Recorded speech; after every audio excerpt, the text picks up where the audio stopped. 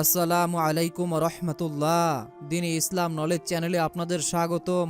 আজ আমি আপনাদের সঙ্গে আলোচনা করব আজ পবিত্র সোমবার দিনে অথবা রাতে যদি আপনারা এই দোয়াটি এবং এই আমলটি করতে পারেন, আল্লাহ তাআলা আপনাদের জীবনের সমস্ত গুনাহকে মাফ করে দিবেন, সকল বিপদ আপদ বালা মুসিবত কেটে যাবে। এবং আল্লাহ তাআলার কাছে কোন দোয়া করেছিলেন হযরত আদম আলাইহিসসালাম, যে দোয়ার বদৌলতে আল্লাহ তাআলা আদম আলাইহিসসালামকে সেই কঠিন বিপদ থেকে রক্ষা করেছিলেন, সেই দোয়াটির আমলটিও বলে দিব। এছাড়াও যে সকল দিনী ভাই ও বোনদের সংসারে ও পরিবারে অভাব অনটন লেগে আছে, কোনোভাবেই যাদের অভাব অনটন পিছন ছাড়ছে না, অবশ্যই আজকের এই আমলটি করে যাবেন। একদিকে সোমবার দিন খুবই গুরুত্বপূর্ণ ফজিলাতপূর্ণ একটি দিন, এছাড়াও রজব মাস চলতেছে। এই রজব মাস অত্যন্ত গুরুত্বপূর্ণ আল্লাহ তাআলার কাছে। নবীজি সাল্লাল্লাহু আলাইহি ওয়াসাল্লামের কাছে এই মাসটির দাম অনেক বেশি। এছাড়াও নবীজি সাল্লাল্লাহু আলাইহি ওয়াসাল্লাম সোমবার ও বৃহস্পতিবার রোজা রাখতেন। এই দিনে যেহেতু নবীজি রোজা রাখতেন, এই দিনটার গুরুত্ব আল্লাহর কাছে অনেক বেশি অনেক বেশি। তাই অনুরোধ করে বলছি, জীবনে একবার হলেও এই আমলটি করে যাবেন। এই উদ্দেশ্যে ভিডিওটি না টেনে একদম শেষ পর্যন্ত দেখতে থাকুন। অনুরোধ করে বলছি, আমরাই প্রথমবার নারীদের ছবি ছাড়া কিংবা হারাম কোনো ছবি ছাড়া ইউটিউব এবং ফেসবুকে ভিডিও দিয়ে থাকছি। এরকম ভিডিওগুলি যদি আপনি আপনার ফোনে পেতে চান, এজন্য অবশ্যই দ্বীনি ইসলাম নলেজ চ্যানেলটিকে সাবস্ক্রাইব করে রাখুন। তো চলুন শুরু করি। মুমিনের জীবনে গুরুত্বপূর্ণ একটি বিষয় হলো দোয়া। প্রিয় নবী হযরত মুহাম্মদ সাল্লাল্লাহু আলাইহি ওয়াসাল্লাম দোয়াকে সর্বোত্তম ইবাদত ও ইবাদতের মূল বলে অবহিত করেছেন। দোয়া মুমিনের জীবনে শক্তিশালী অস্ত্র হিসাবে বিবেচিত হয়েছে। আল্লাহর সঙ্গে সম্পর্ক তৈরি ও ইমানের শক্তি বৃদ্ধির হাতিয়ার হচ্ছে দোয়া। আল্লাহর রহমত ও ক্ষমা প্রার্থনার জন্য বেশি বেশি দোয়া করা উচিত। দ্বীনি ভাই এবং বোনেরা, আমাদেরকে ভুলে গেলে চলবে না। আমাদের যে কোনো সমস্যাই হোক না কেন, যত বিপদ আপদ বালা মুসিবতই আসুক না কেন, আমাদের জীবনে যত সমস্যাই থাকুক না কেন, আমরা কিন্তু আল্লাহর কাছেই দোয়া করব। কেননা আমাদের এই সমস্যাগুলো পরিত্রাণ এবং এই সমস্যা থেকে বের হয়ে আসার জন্য আল্লাহই আমাদের সাহায্য করবেন। পৃথিবীর কোনো মানুষ দ্বারা আপনি সাহায্য পাবেন না। হতে পারে কারো ওসিলা থেকে আল্লাহ তাআলা আপনাকে সাহায্য করবেন, কিন্তু সাহায্যটা আল্লাহর পক্ষ থেকেই আসবে। সুতরাং আল্লাহর উপর বিশ্বাস ও ইয়াকিন নিয়ে আমলটি করবেন। আপনাদের বোঝার সুবিধার্থে হযরত আদম আলাইহিসসালাম যে দোয়াটি করেছেন, সেই দোয়াটি আমি আপনাদেরকে ভিডিওর মাঝখানে বলে দিব এবং সেই আমলটির নিয়মও বলে দিব। আপনাদের বোঝার সুবিধার্থে হযরত মুসা আলাইহিসসালামের এক ঘটনা বলছি।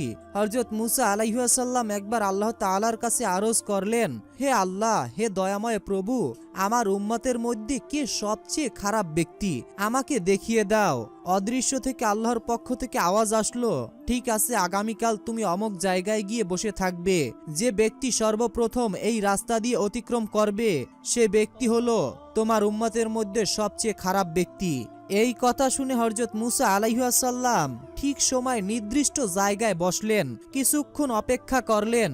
এরপরে সে দেখতে পেল কিছুক্ষণ পর এক ব্যক্তি একটি ছেলেকে কোলে নিয়ে সেই রাস্তাকে অতিক্রম করলো। হযরত মুসা আলাইহিসসালাম তাকে দেখে মনে মনে বলল, হায়, এই ব্যক্তি আমার উম্মতের মধ্যে সবচেয়ে খারাপ। কিছুক্ষণ পরে হযরত মুসা আলাইহিসসালামের ইচ্ছা হলো তার উম্মতের সবচেয়ে ভালো ব্যক্তিকে দেখতে। আল্লাহর নিকট এবার আরজ করলেন, হে আল্লাহ, হে দয়াময় প্রভু, এবার আমার উম্মতের মধ্যে কে সবচেয়ে ভালো ব্যক্তি, তাকে আমাকে একটু দেখিয়ে দাও। এবারও আল্লাহর পক্ষ থেকে অদৃশ্য থেকে আওয়াজ এলো, হে মুসা, পথের ধারে বসে থাকো। সন্ধ্যাবেলা যে ব্যক্তি সর্বপ্রথম আসবে, সে হলো তোমার উম্মতের মধ্যে সবচেয়ে ভালো। আল্লাহর এই আদেশ পেয়ে সন্ধ্যাবেলা হযরত মুসা আলাইহিসসালাম সেই নির্দিষ্ট জায়গায় বসলেন। কিছুক্ষণ পরে সে দেখতে পেল সকালবেলা যেই ব্যক্তি ছেলেকে কোলে নিয়ে গিয়েছিল, সে আবারও সেই একই পথ দিয়ে তার ছেলেকে কোলে নিয়ে আবারও বাড়ি ফিরছে। তাকে দেখে হযরত মুসা আলাইহিসসালাম অত্যন্ত অবাক হয়ে গেলেন এবং গভীর চিন্তায় পড়ে গেলেন। হযরত মুসা আলাইহিসসালাম আল্লাহ তাআলার কাছে আরজ করলেন, হে দয়াময় প্রভু, আমি এটা কি দেখেছি? সকালবেলা যে সবচেয়ে খারাপ ব্যক্তি ছিল, সন্ধ্যায় সে কিভাবে সবচেয়ে ভালো ব্যক্তি হয়ে গেল? আবারও আল্লাহর পক্ষ থেকে অদৃশ্য থেকে আওয়াজ আসলো, হে মুসা, সকালে যখন এই ব্যক্তি ছেলেকে সাথে নিয়ে তোমাকে অতিক্রম করে জঙ্গলে প্রবেশ করলো, তখন ছেলে তাকে প্রশ্ন প্রশ্ন করেছিল, বাবা এই জঙ্গলটা কত বড়? সেই ব্যক্তি তার ছেলের প্রশ্নের জবাবে বলেছিল, বাবা এই জঙ্গলটা অনেক বড়। ছেলে তাকে আবারও প্রশ্ন করলো, বাবা এই জঙ্গল থেকে কি বড় কোনো কিছু আছে? তখন তার বাবা বলেছিল, হ্যাঁ বাবা আছে, ওই যে পাহাড়গুলো দেখতে পাচ্ছ ওগুলো এই জঙ্গলের থেকেও বড়। ছেলে পুনরায় তাকে আবারও প্রশ্ন করলো, বাবা এই পাহাড় থেকে কি বড় কোনো কিছু আছে? বাবা তখন বলল, হ্যাঁ বাবা আছে, এই আকাশ যে দেখতে পাচ্ছ এই আকাশ হচ্ছে পাহাড়ের চেয়েও অনেক বড়। ছেলে তাকে আবারও প্রশ্ন করলো, বাবা আকাশের থেকে কি বড় কোনো কিছু আছে? সেই ব্যক্তি বলল, হ্যাঁ বাবা আছে, এই যে আকাশ দেখতে পাচ্ছ এই আকাশের থেকেও বড় হচ্ছে আমার পাপ। ছেলে বাবার এই উত্তর শোনার পর বলল, বাবা তোমার পাপের থেকে বড় কি কোনো কিছু আছে? তখন সেই ব্যক্তি চিৎকার দিয়ে কান্না করে লজ্জিত হয়ে গম্ভীর সুরে বলল, আছে বাবা, আমার পাপের থেকেও আল্লাহর রহমত অনেক বড়।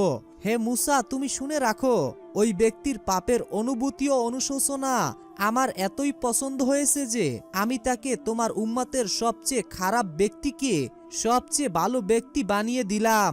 আল্লাহু আকবার, আল্লাহু আকবার। প্রিয় দিনী ভাই এবং বোনেরা, এই ঘটনা থেকে আমি কি শিক্ষা গ্রহণ করতে পারলাম? এই ঘটনা থেকে আমরা অনেক কিছুই শিখতে পারি। আপনি কত পাপ করেছেন, কত অন্যায় করেছেন, আল্লাহর রহমতের শেষ নেই। আপনি যদি আকাশ পরিমাণ গুনাহ নিয়ে আল্লাহর দরবারে হাজির হন এবং আল্লাহর কাছে ক্ষমা চান, আল্লাহ আপনার আকাশ এবং বাতাস পরিমাণ গুনাহকে ক্ষমা করে দিবেন।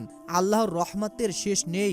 আজকে যেই দোয়া এবং যেই আমলের কথা আপনাদেরকে বলবো এবং যেই দোয়া আপনাদেরকে শিখিয়ে দিব, এই দোয়া এবং এই আমলটি যদি আপনারা করতে পারেন, আপনাদের জীবনের সমস্ত গুনাহ আল্লাহ মাফ করে দিবেন।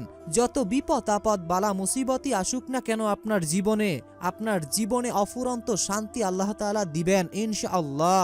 তো প্রিয় দিনী ভাই এবং বোনেরা, আমলটি এবং দোয়াটি জানার আগে আমরা পবিত্র কোরআনের একটি সূরা শুনবো। কেননা আমরা অনেকেই আছি পবিত্র কোরআন পড়তে পারি না, এবং যারা পড়তে পারি অনেকেই আছি যারা কাজের ব্যস্ততার কারণে পবিত্র কোরআন খুলে পড়ার মতো সময় হয় না। তাদের জন্য পবিত্র কোরআনের এই সূরাটি নিয়ে হাজির হয়েছি। কেননা আমরা জানি যে কোরআন তেলাওয়াত করলে যেমন সওয়াব পাওয়া যায়, যেমন নেকি পাওয়া যায়, তেমনি কোরআন তেলাওয়াত শুনলে একই নেকি এবং একই সওয়াব পাওয়া যায়। আপনি যদি কোরআনের এই সূরাটি শুনতে পারেন, প্রতিটা হরফে আপনার আমলনামায় 10টি নেকি ফেরেশতারা লিখে দিবে। যতক্ষণ এই সূরাটি শুনবেন আপনি, ততক্ষণ আপনার উপর আল্লাহর রহমত নাজিল হবে, ততক্ষণ আপনার উপর থেকে বিপদ আপদ বালা মুসিবত সরে যাবে। আপনি যদি এই সূরাটি আপনার ঘরে জোরে জোরে বাজান, আপনার ঘর থেকে সকল প্রকার ক্ষতি আল্লাহ সরিয়ে দিবেন, সকল বিপদ থেকে হেফাজত করবেন ইনশাআল্লাহ। মহান আল্লাহর কাছে দোয়া করি, হে আল্লাহ, যে সকল দিনী ভাই এবং বোনেরা আজকের এই সূরাটি শুনবে এবং এই আমলটি করবে, আপনি সকলের জীবনের গুনাহকে মাফ করে দিন, সকলের উপর থেকে বিপদ আপদ বালা মুসিবতকে সরিয়ে দিন, সকলের মনের আশাকে পূরণ করে দিন। যারা অসুস্থ আপনি তাদেরকে সুস্থতা দান করুন, যারা ব্যবসা করতেছে আপনি তাদের ব্যবসার ভিতরে খায়রে বরকত দান করুন, আমিন। কমেন্ট বক্সে আপনি আমিন লিখে উন্মুক্ত দোয়ায় শরীক হয়ে থাকুন, কেননা কে জানে কখন কার মুখ থেকে বলা আমিন আল্লাহ তাআলা কবুল করে নেন। তো আগে আমরা সূরাটি শুনবো, এরপরে দোয়া এবং আমল সম্পর্কে জানবো। তো চলুন সূরাটি শুনে নেওয়া যাক। প্রিয় দিনী ভাই এবং বোনেরা, আমি আশা করি আপনারা সকলেই মনের গভীর থেকে এই সূরাটি শুনেছেন এবং আপনাদেরকে সুসংবাদ জানাচ্ছি মহান আল্লাহর পক্ষ থেকে। আপনারা এই সূরাটি যে শুনেছেন, প্রতিটা হরফে আপনারা 10টি করে নেকি পেয়েছেন এবং যতক্ষণ আপনি সূরাটি শুনেছেন আপনার উপর থেকে সকল প্রকার শয়তানি ক্ষতি, মানুষের ক্ষতি, সকল প্রকার ক্ষতি আপনার উপর থেকে আল্লাহ তাআলা সরিয়ে দিয়েছেন এবং ফেরেশতারা আপনাদের জন্য দোয়া করতেছে। তো এখন আমি আপনাদেরকে সর্বপ্রথম যেই দোয়াটি বলে দিব সেটি হচ্ছে আমাদের আদম আলাইহিস সালাম যে দোয়াটি আল্লাহর কাছে করেছিলেন এবং যে দোয়ার বদৌলতে আদম আলাইহিস সালামকে আল্লাহ তাআলা ক্ষমা করে দিয়েছেন, এবং এই দোয়ার বদৌলতে আপনার জীবনের সকল বিপদ আপদ বালা মুসিবতকে আল্লাহ সরিয়ে দিবেন। তো সর্বপ্রথম আমি আপনাদেরকে দোয়াটি বলে দিচ্ছি, মনোযোগের সাথে দোয়াটি শুনবেন এবং মুখস্থ করে রাখবেন। আপনারা অনেকেই আছেন যারা দোয়া মুখস্থ করেন না, অবশ্যই আগ্রহের সাথে দোয়াটি মুখস্থ করে রাখবেন, যে কোনো সময় যে কোনো অবস্থায় এই আমলটি করতে পারবেন। বিসমিল্লাহির রহমানির রহিম। রব্বানা জালামনা আনফুসানা ওয়া ইল্লাম তাগফির লানা লানাকুনান্না মিনাল খাসিরিন। আমি আপনাদের সুবিধার জন্য দোয়াটি আরো একবার বলে দিচ্ছি, মুখস্থ করে রাখুন। রব্বানা জালামনা আনফুসানা ওয়া ইল্লাম তাগফির লানা লানাকুনান্না মিনাল খাসিরিন। দোয়াটির অর্থ হচ্ছে, হে আমার রব, আমরা নিজের উপরে জুলুম করেছি, আর যদি আপনি আমাদেরকে ক্ষমা না করেন এবং আমাদের দয়া না করেন তবে অবশ্যই আমরা ক্ষতিগ্রস্তর অন্তর্ভুক্ত হব। সূরা আরাফ আয়াত 23, অর্থাৎ সূরা আরাফে এই আয়াতটি বর্ণিত হয়েছে। তো দিনী ভাই এবং বোনেরা, অবশ্যই আপনারা এই দোয়াটি মুখস্থ করে রাখবেন। তো এখন আমি আপনাদেরকে যেই দোয়াটি বলে দিব, এই দোয়াটি পড়ার ওসিলায় আপনাদের উপরে জান্নাত ওয়াজিব হয়ে যাবে। সুবহানাল্লাহ, সুবহানাল্লাহ। বিসমিল্লাহির রহমানির রহিম। রদিতু বিল্লাহি রব্বাও অবিল ইসলামি দিনাও অবি মুহাম্মাদিন নাবিয়া ও রসুলা সাল্লাল্লাহু আলাইহি ওয়াসাল্লাম। অর্থ, আমি আল্লাহকে রব, ইসলামকে দিন এবং মুহাম্মদ সাল্লাল্লাহু আলাইহি ওয়াসাল্লামকে রাসূল হিসাবে সন্তুষ্ট চিত্তে মেনে নিয়েছি। আবু সাউদ খুদরি রাদিয়াল্লাহু তাআলা আনহু থেকে বর্ণিত, রাসূলুল্লাহ সাল্লাল্লাহু আলাইহি ওয়াসাল্লাম ইরশাদ করেছেন, যে ব্যক্তি দোয়াটি পড়বে তার জন্য জান্নাত ওয়াজিব হয়ে যাবে। হাদিসে আছে, এই কথা শোনার পর আবু সাউদ খুদরি রাদিয়াল্লাহু তাআলা আনহু আনন্দে বিস্মিত হয়ে যান।